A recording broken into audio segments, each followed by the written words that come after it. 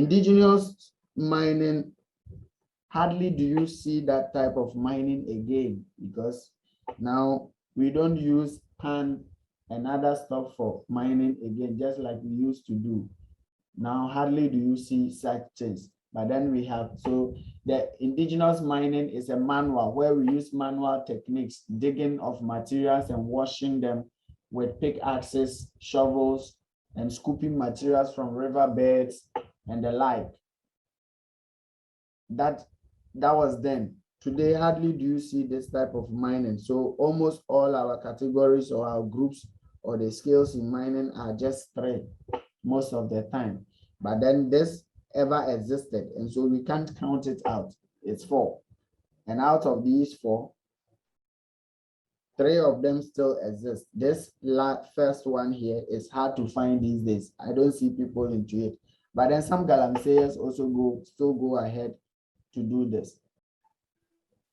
Okay, so what we are saying is that we've been able to discuss skills in mining, right?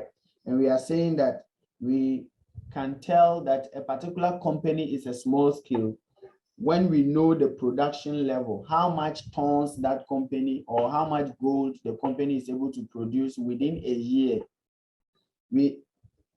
If we know the amount of investment that has gone into the company, it can give us an idea the scale of mining it is. Again, the machinery and the type that they are using, a number of employees that are involved. So our regulations define these things using certain numbers. So go and do your research, find out what our regulations are saying about skills of mining. When do Mineral Commission, when will they be able to tell that a particular company is a small scale mine? Go and look for that. For all of these 4 or 3 things. So take out the indigenous. I don't need that one. I know. So we are using just small scale, medium scale, and large scale. What is our regulation saying about these 3? How does the laws of Ghana define these skills of mining? Then when you are done finding that information, compare that with your company, looking at your production level, your investment, type of equipment you use in your mines, then the employees in your company, compare that with the regulations and tell us whether your company is a small scale, a medium scale, or a large scale. So the question is in 2 parts. 1, you investigate about the laws of the country, what numbers they have or they use in defining these. If our country do not have, search on the net and find out what is the general definition of a small scale mining, medium scale mining, and a large scale mine. You can use that. Then when you finish, you compare that with your company using your production levels, investment levels, equipment or machinery you use in your mine, and the number of employees involved in your company. Then you tell us that, okay, based on A, B, C, D, and what the law is saying, my values for small scale mines exceed that. And so I am a medium scale, or I'm a large scale, or I'm a small scale mine. That is what I want you to do for me. That is why I said if you are not working in a mining company, it becomes strictly a research work for you, because you wouldn't have the necessary information. So you will do more of research. Yes, sir. Your own will be more of research if you are not working with any company. It can even be a quarry that you are working with, or any small scale mine. Okay, sir. So let's have the stages of a mine. So what is the stages of a mine? Just like a human being, we have got stages in life. We have the stages where your status or your way of life change. And we have the stages just for any normal human being. At some point, you were in your mom's womb, they gave birth to you, you begin to crawl, you learn how to speak, and from there you begin to walk. You grow old, marry, or you become a priest, you don't marry, Then finally, you become older, and you shrink. So that is the stages of a human being. And now, so if we come to mining too, the mine has got a stage. So if I just get up and say I want to set up a mining company, or I have some money, I want to put up a small scale mine, there are stages I have to do. So any normal mining company will go through some stages we term as these stages of a mine. And they are 1, 2, 3, 4, 5. So out of these 5, the first one is called the reconnaissance stage. Reconnaissance. So the reconnaissance stage is, this is the stage where the interested investor, okay, you being the investor, you begin to read or study generally.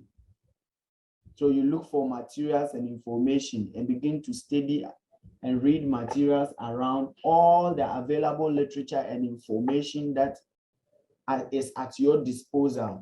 You visit the necessary agencies, visit locations about geology of areas and the work done by other geologists, researchers that have gone into a particular area. You sit down and do your own personal studies and investigations. So if you're able to do that, you ask yourself certain questions about the weather pattern, the weather pattern of the area, the topography, how the nature of the land is. You get abreast with so much information about the area you want to go into to see whether you've heard of that there's the likelihood of there being a mineral there, and you begin to do these studies about the place. We say you are at the reconnaissance stage of the life of a mine. Then when you have been able to gather all this information, so they say that at this stage, the investor may send some geologists, okay? You may send geologists to the area and surveyors to scouts around. So whilst you are doing this study and other things, you send geologists and then some surveyors to scout around the area, taking limited samples. So that one, you don't invest so much into drilling and whatnot. It's not at this stage. Just to pick up some rock samples around the area, and then you do some basic tests. And that is the reconnaissance stage. Then we have the other stage, which is stage number 2, which we call the prospecting stage. If you want to put up a mine, after you've done your self-study, read the necessary literature, and you are abreast with information that there is the likelihood of there being a mineral of interest in the area, then you go in for the next thing we call the prospecting stage.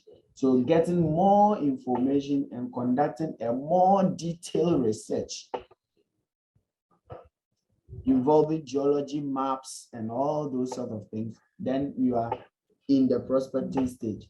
Then the next stage, which is the third stage, is where you now invest proper money to geologists and mineral experts to do drilling, which usually we term as diamond drill. So they do this diamond drilling and then pick samples at certain intervals and try to play God. When I say play God,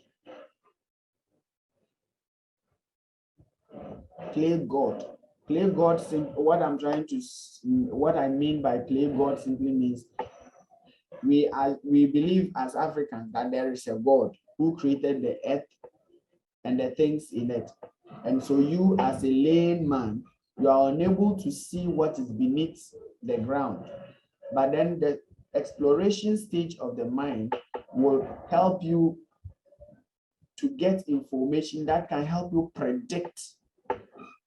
So that's why I say you are playing God. So you can't see what is below, but based on the drilling you are going to do, you'll be able to tell from the information you get from the drilling, tell that, okay, there is this ore, this is the size, this is the shape, This is how deep it is buried down there.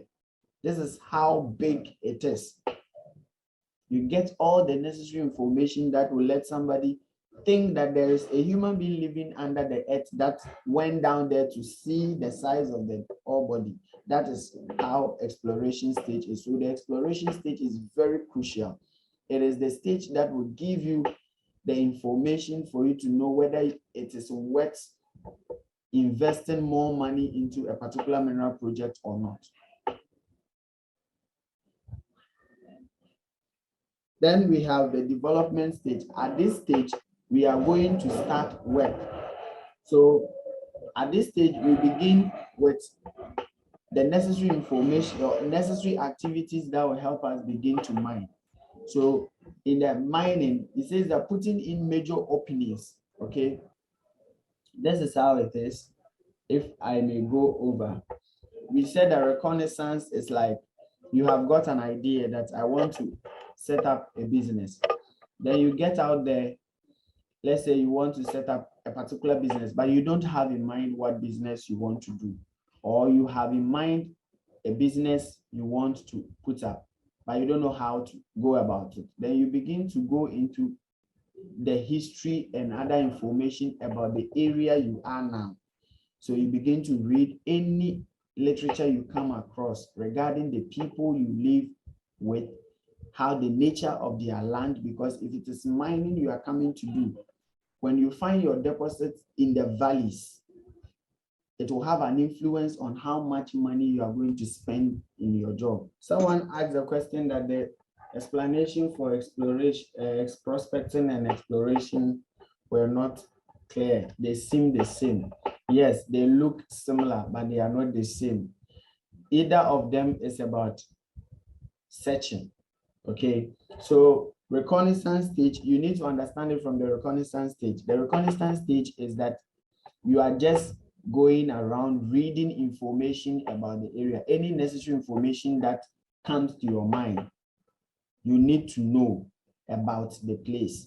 Then when you are done with that stage, you bring geologists and some surveyors on board. They go and do some chipping. So that one is not any detail. You don't invest any huge sums of money. You don't do any drilling. So the key difference between exploration and prospecting is the drilling. Because it is the drilling, the diamond drilling at the end of the day is what is going to give you that detailed information, because you get to know how deep the ore body is buried beneath the earth. You will get to know that information. You will get to know the quantity, because you have been able to drill to that depth where the deposit is. You will get enough sample you can take for assaying and all the necessary lab tests that will give you the grade, which is also in other words telling us about the value of the ore in that block of ore you have you've been able to encounter through your prospecting and then your reconnaissance stage. So even before you go into, you just can't get up anywhere at all and say you want to go and do diamond drilling. So it is the reconnaissance and prospecting stage that will give you that information to then say that, okay, now I am certain that there is a deposit here, so let me go and start my drilling. So the key thing here is the drilling. If you take that out, you won't have that detailed information about the depth below which the mineral deposit is. Okay, below it, the surface of the earth, how deep the mineral deposit is, the grade of it, the thickness of the deposit, the shape of it, the position at which it is in the ground. You wouldn't have any knowledge about all of this if you don't do exploration. And then you do that exploration using drilling. And it's very costly. If you read about it, they say it's very, very expensive. And so before you go into exploration stage, then it means you are kind of, after the prospecting, you are about 50% sure or 60 that yes, there is something here after prospecting. Then you can now go further to do the drilling. And that is the key difference. So then let's move on to the other stage we call the development stage. So the development stage is that after you've been able to gather all this necessary information about your deposit, now you know the shape, you know the position on that concession you have taken. So, you know, after you've gotten all the necessary information, that will give you an idea how big your concession should be.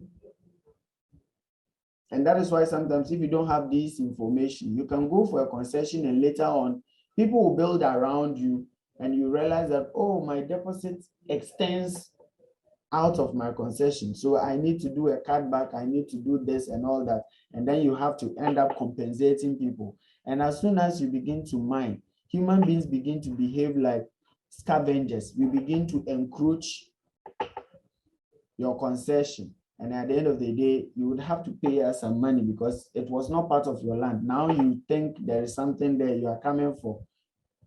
We will build story buildings overnight and you will pay us before you break them.